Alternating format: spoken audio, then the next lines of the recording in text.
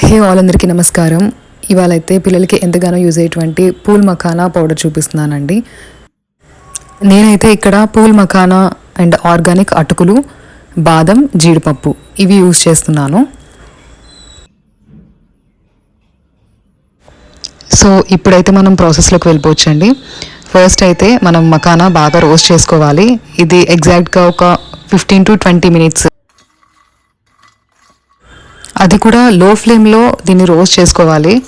మఖానా అయితే బాగా రోస్ట్ చేయాలి. ఫస్ట్ ఆఫ్ ఆల్ మనం పౌడర్ చేసేదానికి ఆల్రెడీ మీరు యూట్యూబ్లో చాలానే వీడియోస్ చూసి ఉంటారు. ఎందుకంటే ఈ మధ్య పిల్లలకి ఏవైతే హెల్తీయెస్ట్ ఫుడ్ ఉంటుందో అందులో ఫస్ట్ ఉండేది మఖానా ఉంటుంది.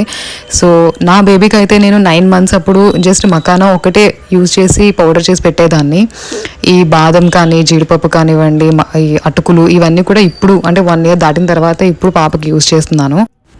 చూసారు కదా ఎంత బాగా రోస్ట్ అయిందో. ఈ విధంగా ఉంటే పౌడర్ అనేది చాలా బాగా వస్తుందండి. సో ఆ విధంగా రోస్ట్ చేసుకొని పక్కన పెట్టుకోవాలి. అండ్ నెక్స్ట్ మళ్ళీ అటుకులు రోస్ట్ చేసుకోవాలి. నేనైతే గీ కానివ్వండి ఏమీ యూజ్ చేయలేదు ప్రజెంట్ అయితే. ఇప్పుడున్న దాంట్లో ఈ సిర్లక్ ఇవన్నీ పెట్టే బదులు చక్కగా ఇలాంటి హెల్దీ ఫుడ్ బేబీకి పెడితే చాలా మంచిదండి. మన పిల్లల హెల్త్ మనం చూసుకోవాలి ఆబ్వియస్లీ.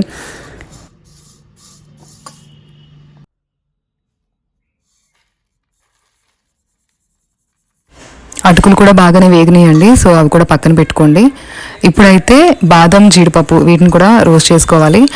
అయితే మరొకటి, బాదం జీడిపప్పు రోస్ట్ చేసే ముందు మనమైతే ఫస్ట్ వాటిని బాగా వాష్ చేసుకొని ఎండలో ఆరబెట్టుకుంటే మంచిది.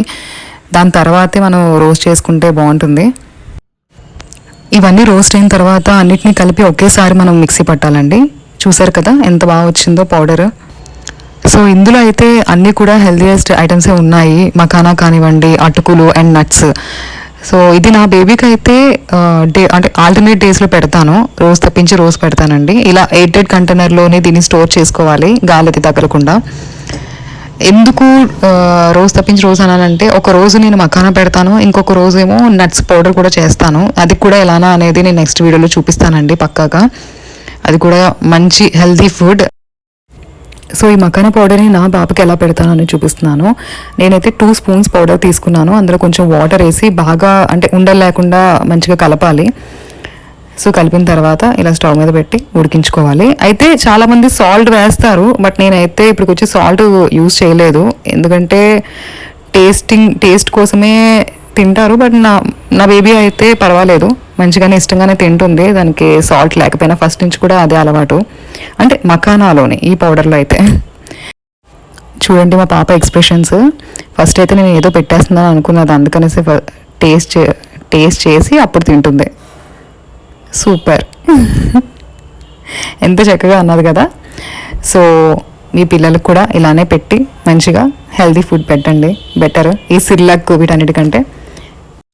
అట్లీస్ట్ కొంతమందికైనా ఈ వీడియో హెల్ప్ఫుల్ అయింది అనుకుంటున్నాను. సో ప్లీజ్ లైక్ చేయండి, షేర్ చేయండి, సబ్స్క్రైబ్ చేయండి.